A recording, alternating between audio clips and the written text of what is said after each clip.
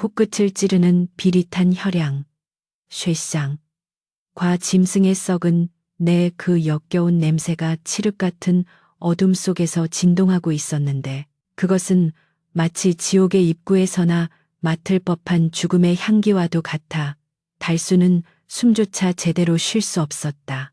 밖에서는 천지를 뒤흔드는 천둥 소리가 우르릉 쾅하고 울부짖으며 거센 비바람이 동굴 입구를 때리고 있었으나 달수의 귀에는 그 소리마저 아득하게 멀게만 느껴질 뿐 오직 눈앞에서 번뜩이는 두 개의 시퍼런 안광만이 세상의 전부인 양 그의 영혼을 또짜매고 있었다. 그것은 단순한 산짐승의 눈빛이 아니라 이 산을 지배하는 산군, 산준이자 범접할 수 없는 공포 그 자체인 거대 호랑이의 눈동자였으니 달수의 다리는 사시나무 떨리듯 제멋대로 춤을 추고 심장은 금방이라도 늑골을 부수고 튀어나올 듯 요동치고 있었다. 집채만한 호랑이가 천천히, 아주 천천히 달수를 향해 다가오자 거친 숨소리가 동굴 안의 공기를 무겁게 짓눌렀고 그 숨결에 섞여 나오는 뜨거운 열기가 달수의 차가운 뺨에 닿을 때마다 그는 이미 자신이 산 사람이 아니라 죽은 혼백이 된 것 같은 착각에 빠져들었다. 호랑이가 마침내 그 거대한 아가리를 쩍 벌렸을 때 번개라도 치듯 번쩍이는 날카로운 송곳니와 선홍빛 잇몸이 드러나며 달수의 눈앞을 가득 채웠는데 그는 본능적으로 두 눈을 질끈 감으며 아이고 어머니, 이 불효자는 이제 어머님께 약 한 첩 못 지어드리고 이렇게 상군님의 밥이 되려나 봅니다. 라고 속으로 비명을 질렀다. 그의 머릿속에는 오직 병석에 누워 피를 토하며 가쁜 숨을 몰아쉬던 노모의 야윈 얼굴만이 주마등처럼 스쳐 지나갔다. 시간을 거슬러 오늘 아침까지만 해도 달수는 비장한 각오로 집신끈을 단단히 동여매고 있었는데 마을 의원조차 고개를 가로저으며 이 병은 하늘이 정한 명이니 더는 약을 써도 소용없다고 포기한 어머니의 병환 때문이었다. 그러나 효심 깊기로 소문난 달수는 그 말을 곧이곧대로 믿을 수 없었기에 마을 어르신들이 옛 이야기처럼 들려주던 천년 묵은 영약이 험한 바위 절벽 틈에 자란다는 소문 하나만을 믿고 호랑이가 출몰한다는 금지된 산, 호식골로 발걸음을 옮겼던 것이다. 마을 입구에서 만난 촌로가 자네 미쳤는가? 그곳은 산군이 지키는 곳이라 대낮에도 해가 들지 않고 짐승뼈가 산을 이루는 곳이네. 하며 뜯어 말렸지만 어머니의 기침 소리가 귓가에 쟁쟁한 달수에게는 그 어떤 경고도 들리지 않았다. 산새는 험하기 그지없어 한 발만 헛디뎌도 천길 낭떠러지로 떨어질 위태로운 길이었으나 달수는 넉넉쿨을 부여잡고 바위 틈을 기어오르며 오직 약초를 찾겠다는 일념 하나로 산 중턱까지 올랐다. 허기와 갈증이 목구멍을 태웠지만 품속에 넣어온 주먹밥 한 덩이를 꺼내 먹을 시간조차 아까워 그는 계곡물로 대충 목을 축이며 눈에 불을 켜고 약초를 찾아 헤맸다. 그러던 중 하늘이 갑자기 어두컴컴해지더니 먹구름이 몰려오고 순식간에 굵은 빗방울이 후두둑 떨어지기 시작했는데 이는 단순한 소나기가 아니라 마치 하늘이 뚫린 듯 쏟아붓는 장대비였다. 비바람은 거세게 몰아쳐 나무가 뽑힐 듯 휘청거렸고 달수는 비를 피할 곳을 찾아 허둥지둥 산비탈을 내려오다 우연히 발견한 바위 틈의 작은 동굴로 몸을 숨기게 되었다. 그 동굴은 입구는 좁았으나 안으로 들어갈수록 널찍한 공간이 나오는 기이한 구조였는데 달수는 안도의 한숨을 내쉬며 젖은 옷을 짜고 잠시 비가 그치기를 기다리려 했다. 그러나 동굴 깊은 곳에서 풍겨 나오는 비릿하고 묘한 냄새가 그의 신경을 곤두세우게 만들었고 바닥에 흩어진 짐승의 털과 뼈들을 발견했을 때 그는 자신이 제 발로 호랑이 굴에 들어왔음을 깨닫고 소스라치게 놀라 뒷걸음질 쳤다. 하지만 밖은 이미 폭풍우가 절정에 달해 한 치 앞도 분간할 수 없는 상황이었고 엎친 데 덮친 격으로 동굴 밖에서 들려오는 육중한 발소리가 빗소리를 뚫고 점점 가까워지고 있었으니 달수는 도간에 든 쥐 신세가 되어버린 것이었다. 다시 현재로 돌아와 눈앞의 호랑이는 당장이라도 달수의 목덜미를 물어뜯을 기세로 입을 벌리고 있었지만 이상하게도 그 행동에는 맹수의 살기사치보다는 어딘가 모를 고통스러운 몸부림이 섞여 있었다. 달수는 공포에 질려 바들바들 떨면서도 어린 시절 어머니가 무릎에 앉혀놓고 머리를 쓰다듬으며 해주시던 말씀을 떠올렸다. 달수야, 명심하거라. 옛말에 호랑이 굴에 들어가도 정신만 차리면 산다고 했다.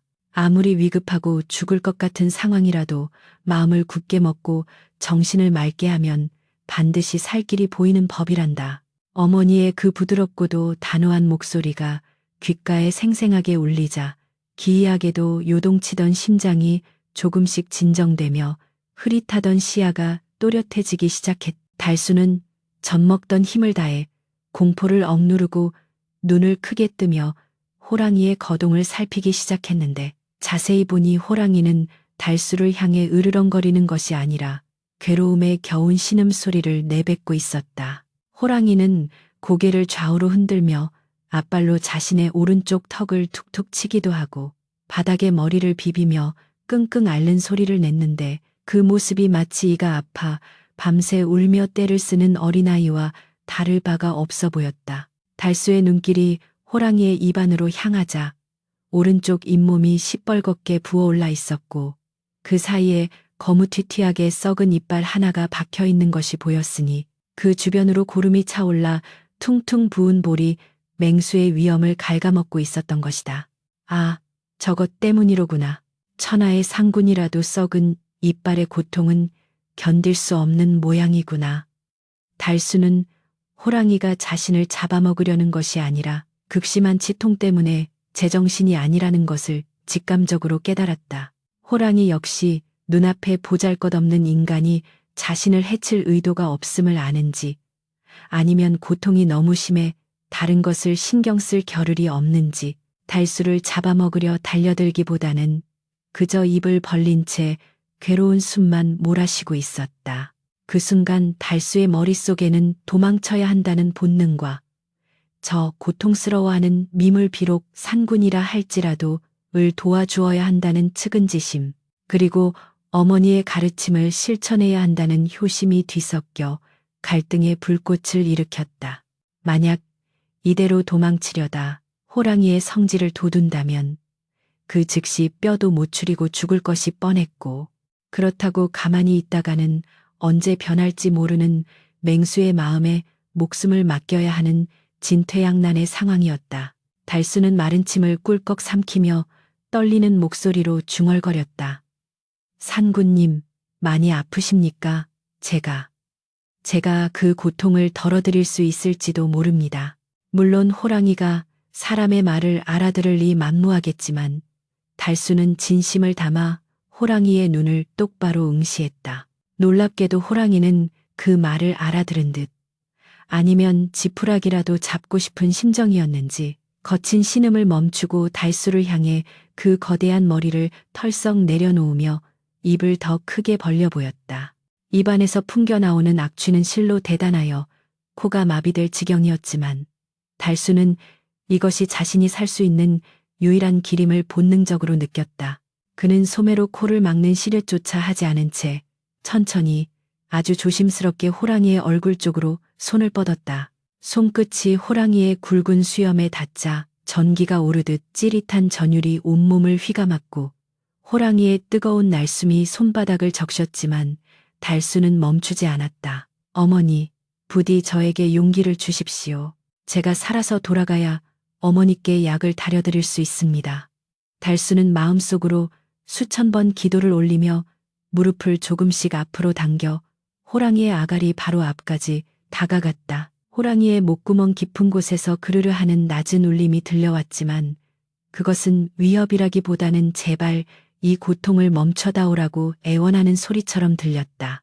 달수는 호랑이의 눈을 바라보며 최대한 부드러운 눈빛을 보냈고 호랑이 역시 충혈된 눈으로 달수를 응시하다가 이내 스르르 눈꺼풀을 닫으며 자신의 운명을 이 낯선 인간에게 맡기겠다는 듯 몸에 힘을 뺐다. 비바람 소리는 여전히 동굴 밖을 때리고 있었지만 동굴 안에는 기묘한 정적과 함께 인간과 맹수 사이에 보이지 않는 신뢰의 끈이 팽팽하게 당겨지고 있었다. 달수는 이제 자신의 팔 하나를 저 무시무시한 이빨 사이로 집어넣어야만 했다. 실수라도 해서 호랑이가 입을 다무는 순간 그의 팔은 잘려나갈 것이고 목숨 또한 부지하기 어려울 터였다. 식은땀이 비오듯 흘러내려 옷을 흠뻑 적시고 손끝은 제멋대로 떨려왔지만 달수는 깊은 심호흡을 한 번 내쉬고는 결단을 내렸다. 그는 떨리는 왼손으로 호랑이의 윗입술을 조심스럽게 들어 올리고 오른손을 그 붉은 입 안으로 밀어넣기 시작했다.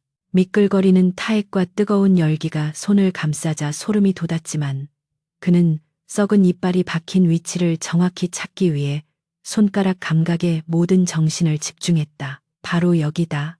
흔들리고 있어.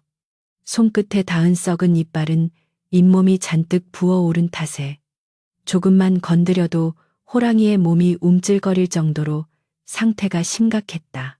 달수는 호랑이가 고통에 못 이겨 입을 다물지 않도록 끊임없이 낮은 목소리로 괜찮습니다. 산구님, 금방 끝납니다. 조금만 참으십시오. 라며 짐승을 달래듯 속삭였다. 이제 남은 것은 단 한 번의 강력한 힘으로 저 썩은 이빨을 뽑아내는 일뿐이었다. 어설프게 힘을 줬다가는 고통만 더해주고 호랑이를 자극할 뿐이므로 단숨에 뿌리까지 뽑아내야만 했다. 달수는 젖은 손바닥을 바지에 문질러 물기를 닦아낸 뒤 다시금 단단히 썩은 이빨을 움켜쥐었다. 호랑이의 거친 혀가 손목을 스치고 지나갔고 목구멍에서 끓어오르는 소리가 점점 커져만 갔다. 달수는 온몸의 기치를 손끝에 모으며 자신의 생사가 걸린 이 도박의 모든 것을 걸 준비를 마쳤다. 밖에서 쿠르릉하고 천둥이 다시 한번 울리는 순간 달수는 눈을 부릅뜨며 소리쳤다. 지금이다. 으라차차. 달수의 입에서 단말마 같은 기합 소리가 터져나온과 동시에 동굴 안에는 우두둑하고 썩은 나무뿌리가 뽑히는 듯한 둔탁하고 끔찍한 소리가 울려 퍼졌으니 이는 상군신의 턱뼈에 깊이 박혀있던 고통의 근원이 마침내 세상 밖으로 드러나는 소리였다. 그 찰나의 순간 호랑이는 고통과 시원함이 뒤섞인 비명을 내지르며 거대한 몸통을 뒤로 젖혔고 달수는 그 반동을 이기지 못하고 뒤로 나뒹굴며 손에 들린 주먹만 한 썩은 이빨을 허공에 치켜들었다. 호랑이의 입에서는 검붉은 피덩이가 왈칵 쏟아져 나와 달수의 옷자락을 붉게 물들였으나 달수는 자신의 몸을 돌볼 겨를도 없이 바닥을 기며 납작 엎드렸다. 이제 고통에 미친 맹수가 자신을 갈기갈기 찢어밟힐 것이라는 공포가 엄습했기 때문이었다. 동굴 안은 호랑이가 내뱉는 거친 숨소리와 바닥을 긁어대는 발톱 소리로 가득 찼는데 그 소리는 마치 지진이 난 듯 땅을 울려 달수의 오장육부를 쪼그라들게 만들었다. 달수는 두 손으로 머리를 감싸쥐고 산신령님, 어머님, 부디 이 불효자를 굽어 살피소서. 제 목숨은 아깝지 않으나 병든 노모가 눈에 밟혀 참아 눈을 감을 수 없습니다. 하고 속으로 울부짖었다. 그러나 한참이 지나도 날카로운 이빨이 목덜미를 파고드는 고통은 느껴지지 않았고 대신 짐승의 거친 숨소리가 점차 잦아들며 규칙적인 리듬을 되찾아가는 것이 느껴졌다. 호랑이는 한동안 바닥에 머리를 비비며 뱉어낸 핏물을 혀로 핥더니 이내 고요해진 눈빛으로 엎드려 있는 달수를 내려다보았다. 달수가 조심스레 고개를 들어 호랑이의 눈치를 살피니 방금 전까지 붉게 충혈되어 살기를 띠던 눈동자는 온데간데 없고 밤하늘의 별처럼 영롱하고 깊은 황금빛 눈망울만이 그를 응시하고 있었다. 호랑이는 마치 고맙다.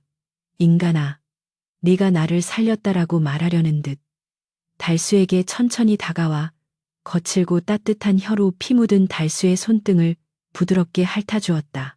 그 혀의 감촉은 까끌까끌하여 살이 벗겨질 듯 아팠으나 그 행위가 잡아먹기 위함이 아니라 은혜에 대한 감사의 표시임을 달수는 본능적으로 알아차릴 수 있었다. 긴장이 풀리자 달수는 저도 모르게 다리가 풀려 주저앉고 말았고, 호랑이는 그런 달수의 어깨를 큼지막한 머리로 툭툭 치며 위로하듯 낮은 울음소리를 냈다. 비바람이 몰아치던 바깥 날씨도 어느새 거짓말처럼 잠잠해져 동굴 입구로 희미한 달빛이 스며들어와 맹수와 인간이 마주한 기이한 풍경을 비추었다. 호랑이는 달수와 눈을 한번 맞추더니 몸을 돌려 동굴의 더 깊고 어두운 안쪽으로 어슬렁어슬렁 걸어 들어갔다. 달수는 호랑이가 어디로 가는지, 왜 자신을 두고 가는 것인지 의아했으나 감히 따라갈 엄두를 내지 못하고 그저 멍하니 그 뒷모습만 바라보았다. 잠시 후 어둠 속에서 다시 호랑이의 발소리가 들려오더니 입에 무언가를 물고 나타났는데 그것은 흙과 이끼가 잔뜩 묻은 낡고 허름한 보따리였다. 호랑이는 그 보따리를 달수의 무릎 앞에 툭 하고 내려놓고는 앞발로 보따리를 툭툭 밀어 달수에게 가져가라는 신호를 보냈다. 달수가 떨리는 손으로 보따리를 만져보니 겉은 낡았으나 속에는 무언가 단단하고 묵직한 것이 들어있는 듯했다. 산군님, 이것을 제게 주시는 겁니까? 달수가 믿기지 않는다는 표정으로 묻자 호랑이는 굵은 꼬리를 한번 휘저으며 고개를 끄덕이듯 위아래로 움직였다. 짐승이 인간의 말을 알아듣고 보은보은을 한다는 것이 옛날 이야기 속에나 나오는 줄 알았더니 지금 자신의 눈앞에서 그 기적이 펼쳐지고 있음에 달수는 감격하여 눈시울이 뜨거워졌다. 그는 자리에서 일어나 호랑이를 향해 큰 절을 올리며 말했다. 미물인 저에게 이런 귀한 것을 주시다니 그 은혜 백골이 진토되어도 잊지 않겠습니다. 산군님의 쾌유를 비오며 저는 이제 병든 노모가 기다리는 집으로 돌아가 보겠나이다. 달수가 보따리를 소중히 품에 안고 뒷걸음질 치며 동굴 입구로 향하자 호랑이는 동굴 밖까지 따라 나와 그가 어둠 속으로 사라질 때까지 지켜보았다. 산을 내려오는 달수의 발걸음은 구름 위를 걷는 듯 가벼웠고 비 온 뒤 맑게 갠 밤하늘에는 수많은 별들이 그의 앞길을 비추어주는 듯 반짝이고 있었다. 새벽 공기는 차가웠으나 달수의 가슴속은 뜨거운 희망으로 타올랐다. 동이 트기 시작할 무렵 달수는 흠뻑 젖은 옷을 입은 채였지만 추위조차 느끼지 못한 채 마을 입구에 다다랐다. 밤새 겪은 일이 꿈만 같아 품속의 보따리를 몇 번이나 확인해 보았는데 그때마다 묵직한 무게감이 현실임을 일깨워 주었다. 이제 어머니를 살릴 수 있다. 약초를 구하지는 못했으나 상구님이 주신 이 물건이라면 분명 어머니 병환의 보탬이 될 것이다. 달수는 서둘러 발걸음을 재촉하여 마을 어귀에 장승져 이 서 있는 고갯마루를 넘으려 했다. 그런데 그 순간 희망에 부풀어 있던 달수의 눈앞에 불길한 그림자가 드리워졌으니 마을 어귀 정자나무 아래에서 팔짱을 낀 채 그를 노려보고 있는 사내들이 있었다. 그들은 다름 아닌 마을의 유지이자 악명 높은 고리대금업자 최 부자와 그의 하수인이었다. 최 부자는 기름진 얼굴에 심술척은 눈매를 하고 있었는데 아침부터 무슨 냄새를 맡았는지 똥파리처럼 마을 입구를 지키고 서 있었던 것이다. 그는 달수가 나타나자마자 입꼬리를 비릿하게 올리며 거만한 목소리로 소리쳤다. 아니, 이게 누구신가? 죽어가는 어미 핑계로 돈을 빌려 가더니 갚을 생각은 안 하고 밤새 어디서 도둑질이라도 하고 오는 게냐. 꼴을 보니 산짐승 굴에서 뒹굴다 온 거지 꼬리로구나. 최 부자의 목소리는 날카로운 비수처럼 달수의 가슴을 후벼 팠고 달수는 움찔하며 멈춰 설 수밖에 없었다. 달수는 황급히 보따리를 등 뒤로 감추며 고개를 숙이고 읍소했다. 최 부자 어르신, 도둑질이라니요. 당치도 않은 말씀이십니다. 어머님 병환이 위중하여 약초를 구하러 산에 다녀오는 길입니다. 빌린 돈은 반드시 갚을 터이니 부디 길을 비켜주십시오. 그러나 최 부자는 달수의 등 뒤에 숨겨진 보따리를 매의 눈으로 포착하고는 탐욕스러운 눈빛을 번뜩였다. 호호, 약초를 구하러 갔다. 빈손으로 간 놈이 등 뒤에 숨긴 그 퉁퉁한 보따리는 무엇이냐? 내 놈이 산삼이라도 캤다면 그건 빚 대신 내가 가져가야 마땅한 것이 아니더냐? 최 부자는 턱짓으로 하수인들에게 신호를 보냈고 몽둥이를 든 덩치 큰 사내들이 달수를 애워싸기 시작했다. 달수는 두려움에 떨면서도 필사적으로 보따리를 껴안았다. 이것은 호랑이가 준 식물새우이자 어머니를 살릴 마지막 희망이었기에 결코 저 탐욕스러운 자들의 손에 넘겨줄 수는 없었다. 안 됩니다. 이것만은 절대 안 됩니다. 이건 제 목숨과도 같은 것입니다. 달수가 처절하게 외쳤지만 최 부자는 콧방귀를 끼며 다가왔다. 목숨과도 같다. 하하. 내 놈 목숨값이래야 엽전 몇 푼이나 되겠느냐. 이리 내놓지 못할까. 하수인들이 달수의 팔을 억지로 잡아 비틀고 최 부자가 억센 손으로 보따리를 낚아채려는 순간 팽팽한 긴장감이 감돌았다. 달수는 흙바닥에 무릎을 꿇은 채 저항했지만 역부족이었고 옷자락이 찢어지는 소리와 함께 보따리의 매듭이 느슨해지기 시작했다. 아침 해가 떠오르며 마을을 붉게 물들이고 있었지만 달수의 눈앞은 절망의 암흑으로 뒤덮이고 있었다. 산군이 준 기적이 인간의 탐욕 앞에서 무참히 짓밟힐 위기에 처한 것이었다. 최 부자의 손이 기어이 보따리 안으로 파고들자 달수는 비명에 가까운 소리를 질렀다. 안 돼. 그것만은 건드리지 마시오. 과연 그 보따리 안에는 무엇이 들어있기에 산군이 그토록 깊은 곳에서 꺼내 주었으며 달수는 목숨을 걸고 지키려 하는 것인가.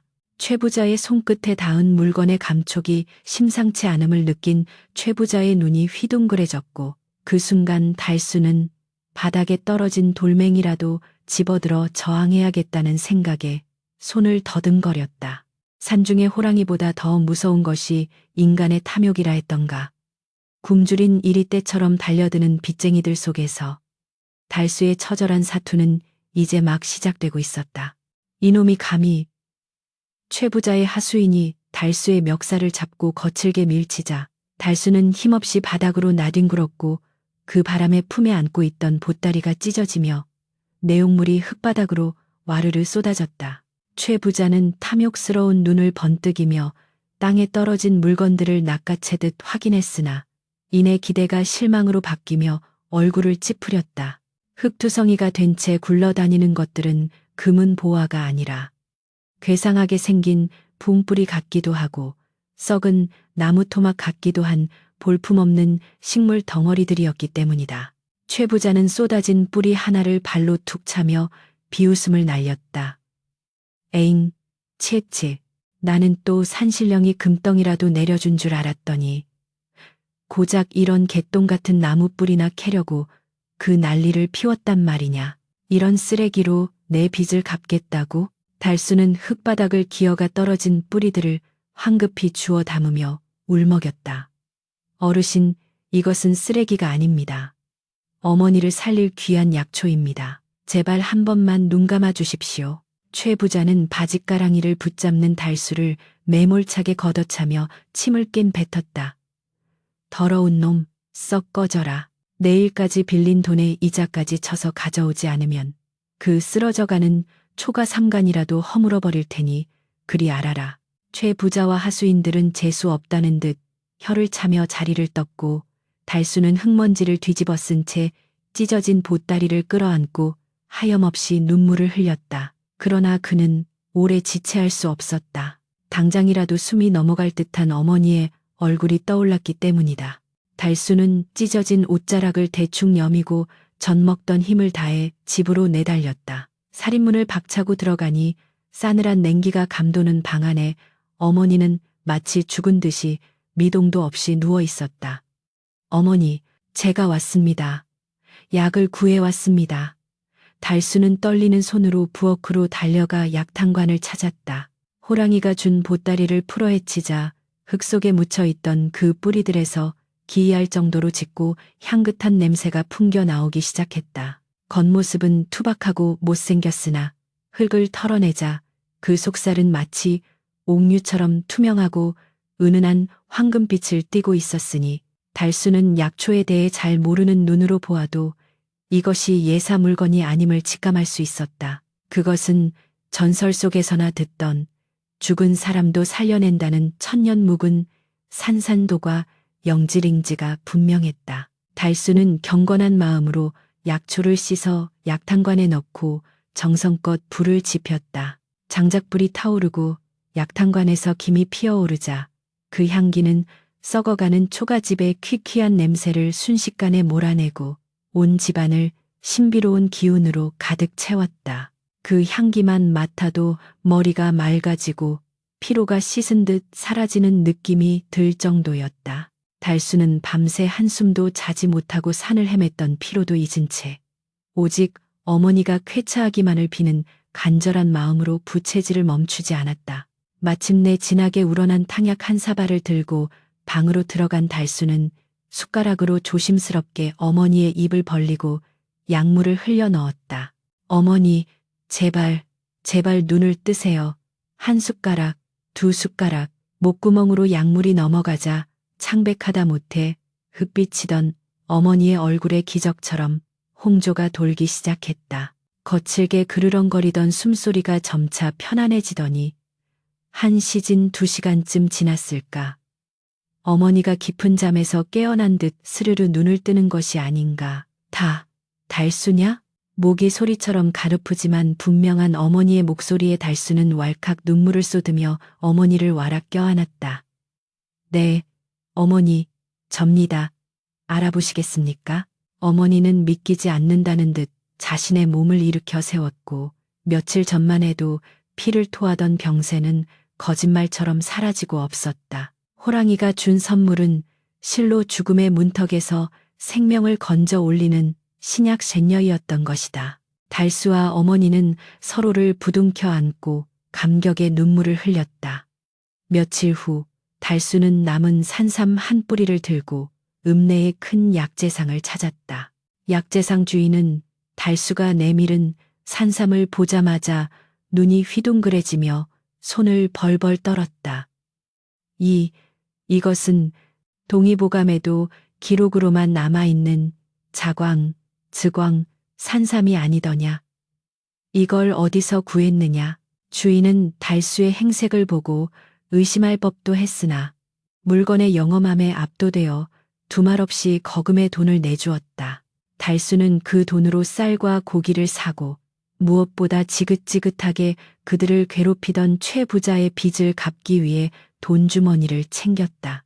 가난의 굴레를 벗어던지고 새 삶을 시작할 수 있다는 희망의 달수의 발걸음은 춤이라도 출 듯 가벼웠다. 그러나 호사다마 허시도모라 했던가. 달수가 빚을 갚기 위해 최부자의 집을 찾아갔을 때 사건은 엉뚱한 방향으로 흐르기 시작했다. 달수가 엽전 꾸러미를 최부자 앞에 내놓자 최부자는 돈을 세어보기도 전에 달수의 얼굴과 돈꾸러미를 번갈아 보며 묘한 표정을 지었다. 내 놈이 이 큰 돈이 어디서 났느냐. 어제만 해도 썩은 뿔이나 들고 징징 짜던 놈이 하루아침에 떼부자가 되어 나타나?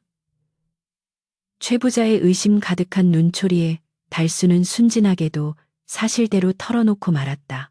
어르신께서 썩은 뿔이라 하셨던 그것이 실은 귀한 산삼이었습니다. 덕분에 어머니 병도 고치고 빚도 갚게 되었습니다. 그 말을 듣는 순간 최부자의 얼굴이 일그러지며 무시무시한 탐욕이 고개를 쳐들었다. 어제 자신이 발로 차버렸던 그 쓰레기가 실은 천금을 호가하는 산삼이었다니 배가 아파 견딜 수가 없는 노릇이었다. 더욱이 달수에게 아직 남은 약초가 더 있을지도 모른다는 생각이 들자 최 부자의 머릿속에서는 사악한 계략이 독사처럼 벨리를 틀었다. 그는 겉으로는 허웃으며 돈을 받았으나 속으로는 달수를 파멸시키고 그 재물을 가로챌 궁리를 하고 있었다. 최 부자는 달수가 돌아가자마자 하인들을 시켜 관아에 거짓 고변서를 넣었다. 달수라는 놈이 흉악한 산적대와 결탁하여 약초 캐는 10만이들을 습격하고 귀한 산삼을 강탈했다는 내용이었다. 그날 밤 달수와 어머니가 모처럼 따뜻한 밥상머리에 앉아 오손도손 이야기를 나누고 있을 때였다. 갑자기 살인문이 쾅 하고 부서질 듯 열리더니 횃불을 든 포졸들이 마당으로 들이닥쳤다. 죄인 김달수는 나오라. 평온하던 집안은 순식간에 아수라장이 되었다. 영문을 모르는 달수가 뛰쳐나가자 포졸들은 다짜고짜 달수에게 달려들러 오라 죄인을 묶는 붉은 줄을 지우고 무릎을 꿇렸다. 네 이놈, 네 죄를 네가 알렸다. 감히 양민을 해치고 물건을 약탈하다니. 포교의 호통에 달수는 억울함에 가슴을 치며 외쳤다. 아닙니다. 저는 도둑질을 한 적이 없습니다. 이것은 하늘이 주신 것이지 훔친 것이 아닙니다. 방 안에서 기어나온 어머니가 포졸들의 바짓가랑이를 잡고 애원했다. 나리, 우리 달수는 법 없이도 살 아이입니다.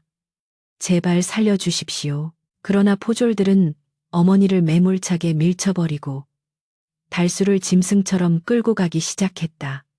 어머니, 걱정 마십시오. 저는 결백하니 곧 풀려날 것입니다.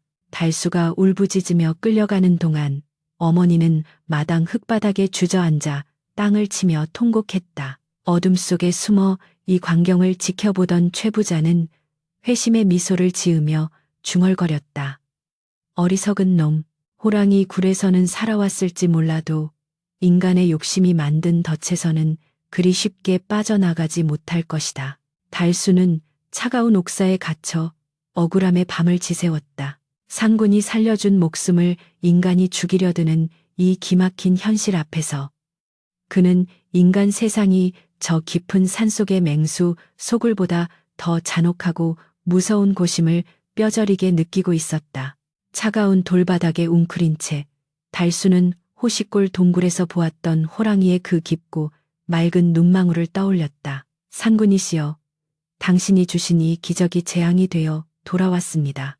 제가 어리석어 이 탐욕의 세상에 그것을 드러낸 탓입니까? 달수의 눈에서 흐르는 뜨거운 눈물이 옥사의 차가운 바닥을 적셨고 밖에서는 심상치 않은 바람 소리가 다시금 들려오기 시작했다. 마치 상군이 이 억울한 사정을 듣고 분노하여 산을 내려오기라도 하려는 듯 바람 소리는 짐승의 울음소리를 닮아 있었다.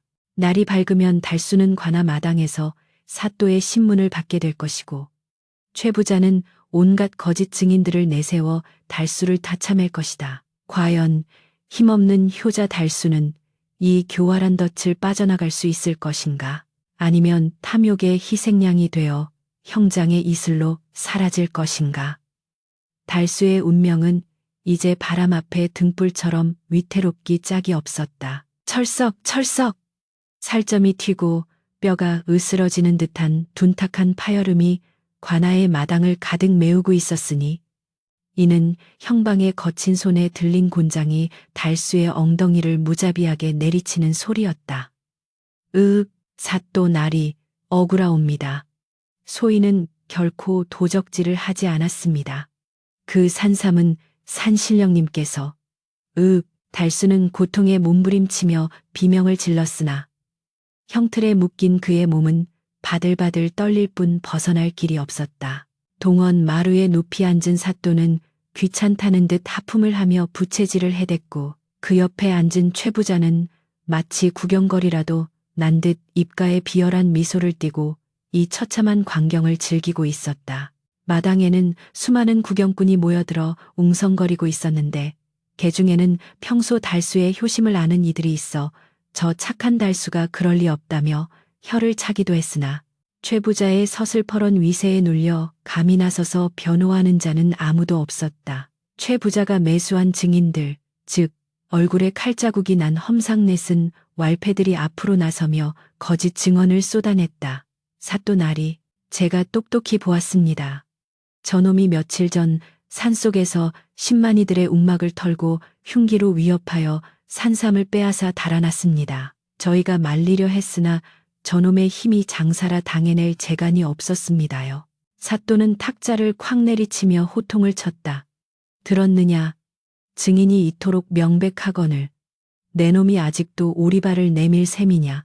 내 놈이 훔친 산삼을 팔아 그 큰 돈을 만진 것이 아니고서야 찢어지게 가난한 내놈 집에 어찌 그런 거금이 생길 수 있단 말이냐. 여봐라, 저놈이 실토할 때까지 뼈가 부러지도록 매우 쳐라.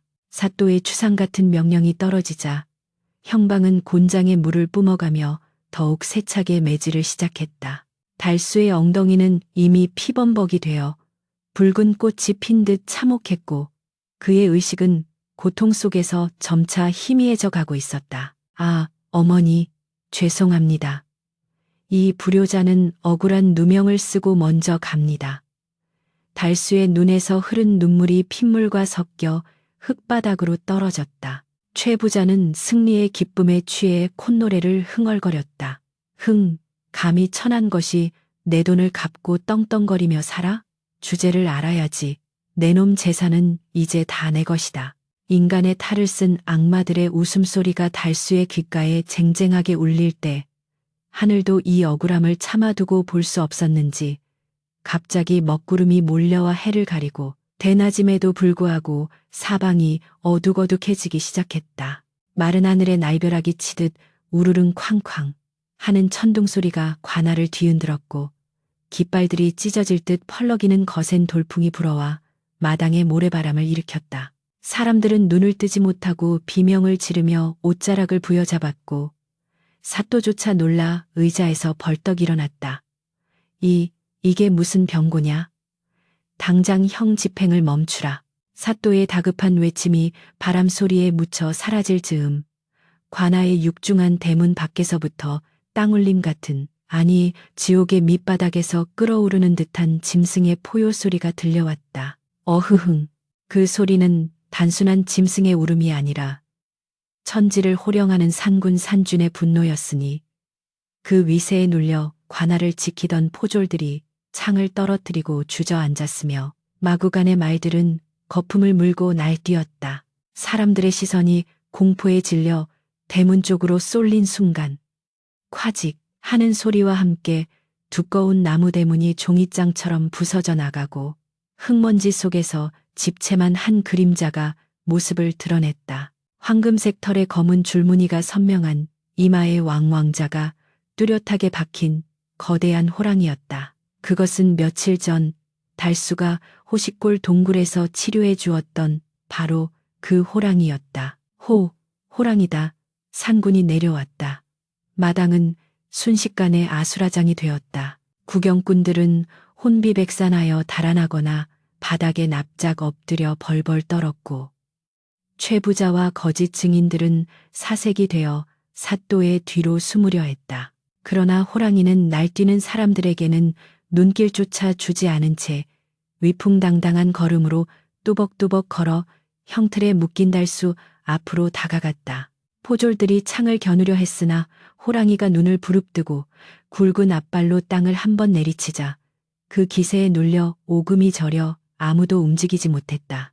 호랑이는 피투성이가 된 달수를 내려다보며 슬픈 듯 낮은 신음 소리를 내더니 거친 혀로 달수의 뺨에 흐르는 눈물과 피를 닦아주었다. 죽은 줄만 알았던 달수가 희미하게 눈을 뜨고 호랑이를 바라보았다. 산군님, 오셨습니까? 그 믿기지 않는 광경에 사또와 관속들은 숨조차 크게 쉬지 못하고 멍하니 바라볼 뿐이었다. 짐승이 인간을 해치기는커녕 마치 제 새끼를 돌보듯 애처롭게 어루만지는 모습은 그 자리에 있는 모든 이들에게 전율을 불러일으켰다.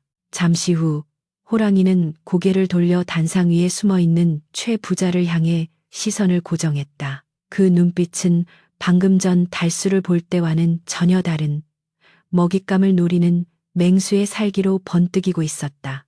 호랑이는 천천히, 아주 천천히 최 부자를 향해 계단을 오르기 시작했다. 히익, 살려주시오. 사또, 나를 좀 살려주시오. 최 부자는 공포에 질려 엉금엉금 기어가며 사또의 바짓가랑이를 잡았지만 사또 역시 두려움에 떨며 최 부자를 발로 차버렸다. 호랑이는 최 부자의 코앞까지 다가가 크르릉하며 날카로운 송곳니를 드러냈다. 그 입에서는 당장이라도 머리통을 부술 듯한 뜨거운 입김이 뿜어져 나왔다.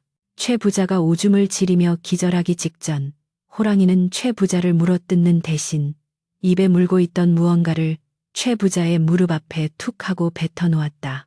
그것은 흙과 이끼가 잔뜩 묻은 낡은 괴짝 하나와 썩어서 해골만 남은 사람의 두개골이었다. 관아 마당에 굴러떨어진 해골을 본 사람들은 경악하며 비명을 질렀다. 사또가 떨리는 목소리로 물었다. 저것이 무엇이냐? 상군이 어찌하여 저런 흉물스러운 것을 가져왔단 말이냐? 호랑이는 앞발로 괴짝을 쳐서 뚜껑을 열어버렸다. 그러자 그 안에서 쏟아져 나온 것은 달수가 훔쳤다는 산삼이 아니라 관청에 낙인이 찍힌 은괴 수십 개와 피 묻은 장부책이었다. 사또의 눈이 휘둥그레졌다. 이것은 3년 전 세곡 운반 중에 산적에게 탈취당했다던 관청의 은괴가 아니더냐. 그리고 이 장부는 사또가 장부를 펼쳐보니 그곳에는 최 부자가 마을 사람들을 상대로 저지른 불법 고리대금 내역과 빚을 갚지 못한 사람들을 청부 살해하여 암매장한 기록들이 낱낱이 적혀 있었다. 그리고 그 해골은 바로 최 부자가 죽여 호식골 깊은 곳에 묻어버린 억울하게 죽은 어느 소장농의 유골이었던 것이다. 최 부자의 얼굴은 흑빛이 되었다. 그는 호랑이가 자신의 은밀한 살인과 도둑질의 현장인 산속 깊은 곳을 모두 지켜보고 있었다는 사실을 꿈에도 몰랐던 것이다. 호랑이는 최 부자를 향해 다시 한번 천둥 같은 포효를 내질렀다. 어흐흥, 그 소리는 마치 네 죄를 네가 알렸다 라고 꾸짖는 하늘의 심판과도 같았다. 최 부자는 공포를 이기지 못하고 바닥에 머리를 채치며 울부짖었다. 아이고, 제가 죽을 죄를 지었습니다. 그 은괴는 제가 산적들과 짜고 빼돌린 것이 맞습니다. 저 해골도 제가 죽인 김서방이 맞습니다. 제발 살려만 주십시오. 상군님, 스스로 제 입으로 모든 죄를 자백하게 만든 호랑이의 위험 앞에 사또는 정신이 번쩍 들었다. 여봐라, 들었느냐? 저 흉악한 놈이 제 입으로 죄를 시인하였다. 당장 최가놈과 그 일당들을 포박하여 하옥하라. 그리고 억울하게 누명을 쓴 효자 달수를 즉시 풀어주고 의원을 불러 치료하게 하라. 포졸들이 달려들어 최 부자와 위증을 했던 왈패들을 굴비 엮듯 묶어 끌고 갔다. 최 부자는 끌려가면서도 호랑이의 눈을 피하지 못해 덜덜 떨며 짐승만도 못한 꼴을 보였다. 형틀에서 풀려난 달수는 비틀거리며 일어나 호랑이 앞에 무릎을 꿇었다. 상군님, 또 저를 살려주셨군요. 이 은혜를 어찌 갚아야 할지. 달수가 눈물 젖은 얼굴로 호랑이를 올려다보자 호랑이는 굵은 꼬리로 달수의 어깨를 툭툭 치며 마치 작별 인사라도 하듯 눈을 깜빡였다. 그리고는 뒤도 돌아보지 않고 당당하게 관아 정문을 나서 산 쪽으로 향했다. 모세의 기적처럼 갈라진 군중들은 호랑이가 사라지는 뒷모습을 향해 절을 올리며 경외심을 표했다. 산신령님이시다. 상군님께서 효자를 굽어 살피셨어. 하늘을 뒤덮었던 먹구름이 걷히고 다시 맑은 햇살이 관아 마당을 비추기 시작했다. 그것은 진실이 밝혀지고 정의가 바로 섰음을 알리는 서광의광과도 같았다.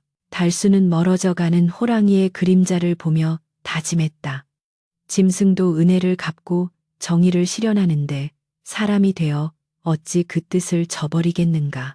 그의 가슴 속에는 곤장의 고통보다 더 뜨거운 감동과 교훈이 새겨지고 있었다. 이제 모든 시련은 끝났고 악인은 벌을 받았으며 선인은 그에 합당한 보상을 받을 차례였다. 관아의 마당을 뒤덮었던 흙먼지가 가라앉고 세상을 집어삼킬 듯 포효하던 산군 산준의 울음소리가 메아리 되어 산 너머로 사라지자 고을에는 비로소 평화가 찾아왔다. 사또는 즉시 형방에게 명하여 옥에 갇힌 최 부자와 그 일당들을 한양의 형조로 압송하게 하였으니 그들이 저지른 죄가 낱낱이 밝혀져 참수형을 면치 못할 것은 불을 보듯 뻔한 일이었다. 사또는 달수를 단상 위로 불러 올리며 그 야위고 상처투성이인 손을 맞잡았다. 내 그대의 지극한 효심이 하늘을 감동시키고 산신령마저 움직였음을 미처 알아보지 못하고 하마터면 큰 죄를 지을 뻔하였네. 이 고을의 수령으로서 부끄러움을 금할 길이 없구려. 사또는 자신의 과오를 인정하며 관아의 창고를 열어 비단과 쌀, 그리고 최부자가 착취했던 재물의 일부를 달수에게 포상으로 내렸다. 달수가 관아 문을 나서자 밖에서 기다리고 있던 어머니가 버선발로 뛰어와 아들을 부둥켜 안았다. 아이고, 내 새끼, 살아 돌아왔구나. 하늘이 도우셨어. 모자는 서로의 얼굴을 비비며 하염없이 눈물을 흘렸고 그 모습을 지켜보던 마을 사람들도 눈시울을 붉히며 박수를 보냈다. 이제 달수는 더 이상 가난한 빚쟁이 효자가 아니라 산군이 인정한 의인 일흔으로 칭송받게 되었다. 사람들은 앞다퉈 달수의 짐을 들어주겠다고 나섰고 꽹과리를 치며 달수의 귀환을 환영하니 그 행렬이 마치 장원 급제한 선비의 금의 환영과도 같았다.